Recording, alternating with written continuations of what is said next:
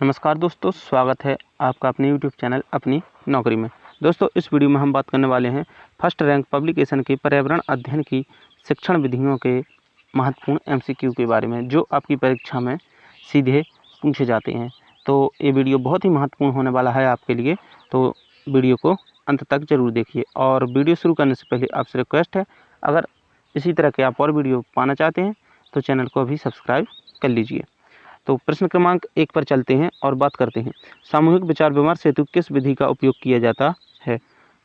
स्रोत संदर्भ विधि, परियोजना विधि, समस्या विधि या कारक गोष्ठी विधि। तो आपको पता है, सामूहिक विचार विमर्श हेतु कारक गोष्ठी विधि का प्रयोग किया जाता है। कौन सी विधि का? कारक गोष्ठी विधि का प्रयोग किया जाता है। इसमें क्या होता है, कारक गोष्ठी विधि के बारे में थोड़ी सी जानकारी ले लेते हैं।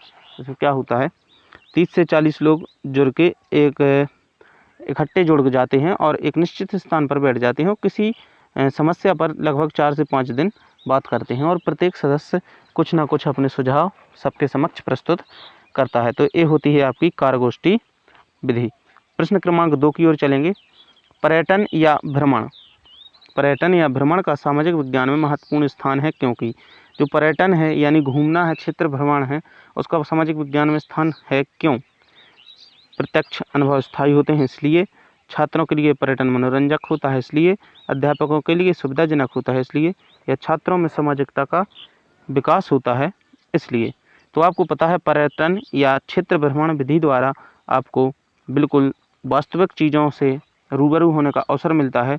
तो क्या होता है, प्रत्यक्ष अनुभव जो होते हैं वो स्थायी होते हैं।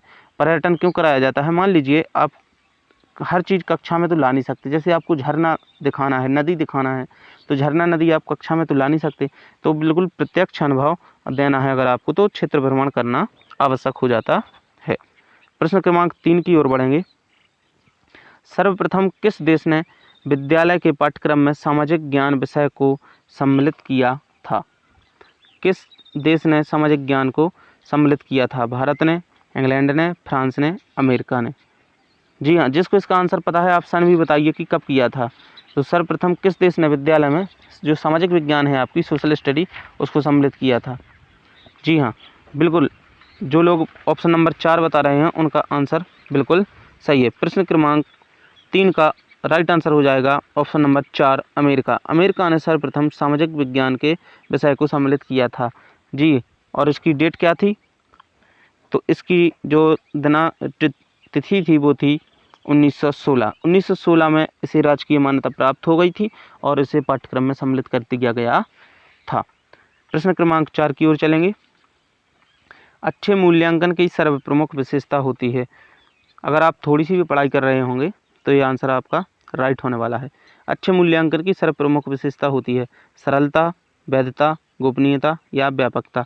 तो आपको पता है कि मूल्यांकन व्यापक होता है, गोपनीय तो नहीं होता है, सरल से कोई इसका तात्पर्य है नहीं, लेकिन आपको बताना है कि सर्वप्रमुख विशेषता इसकी क्या है।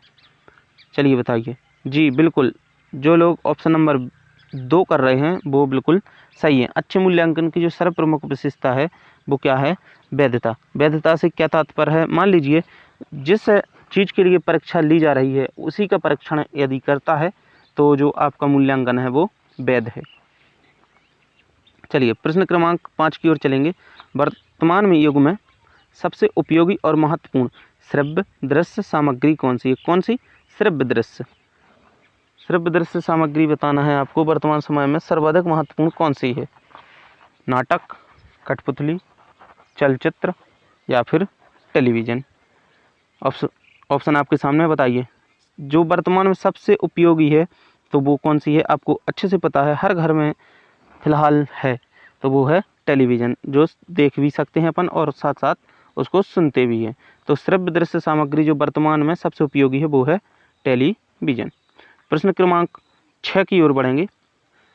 निम्नलिखित में से कौन सी श्रव्य सामग्री नहीं है? बिल्कुल सरल आसान क्वेश्चन है।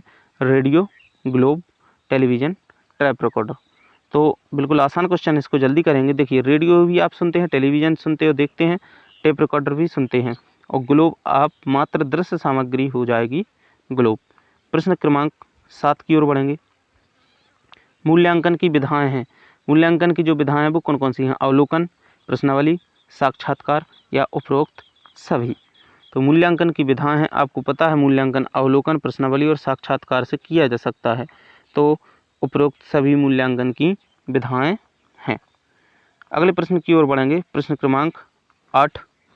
प्राथमिक विद्यालय में सामाजिक अध्ययन हेतु आप जिस शिक्षण विधि का सर्वाधिक प्रयोग करेंगे वह है। प्राथमिक विद्यालय में आप सामाजिक विज्ञान पढ़ाने के लिए कौन सी विधि का सबसे अधिक उपयोग करेंगे?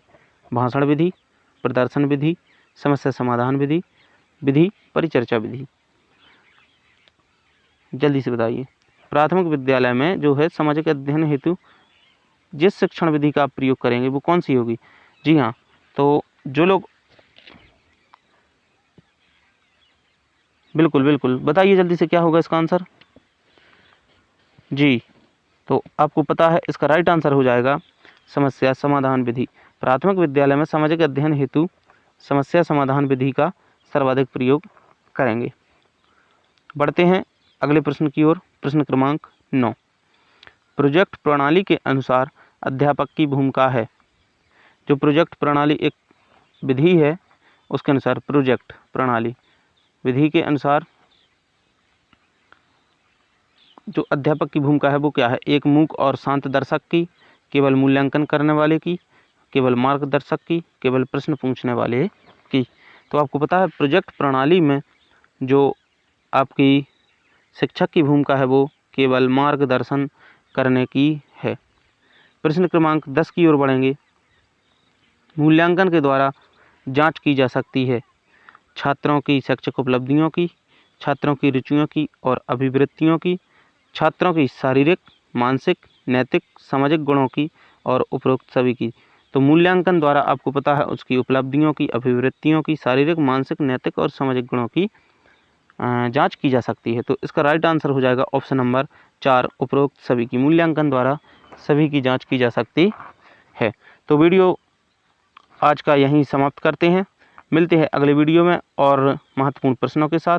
अभी तक अगर आपने चैनल को सब्सक्राइब नहीं किया है तो चैनल को सब्सक्राइब करें इसी तरह के और वीडियो पाने के लिए। अगर आपको रिस्पॉन्स अच्छा रहा तो अगले वीडियो से प्रश्नों की संख्या बढ़ा देंगे। एक वीडियो में प्रश्नों की संख्या कितनी रखें कमेंट करके आप ज़रूर बताएं। मिलते हैं अगले वीडियो में। जय हिंद, जय भारत।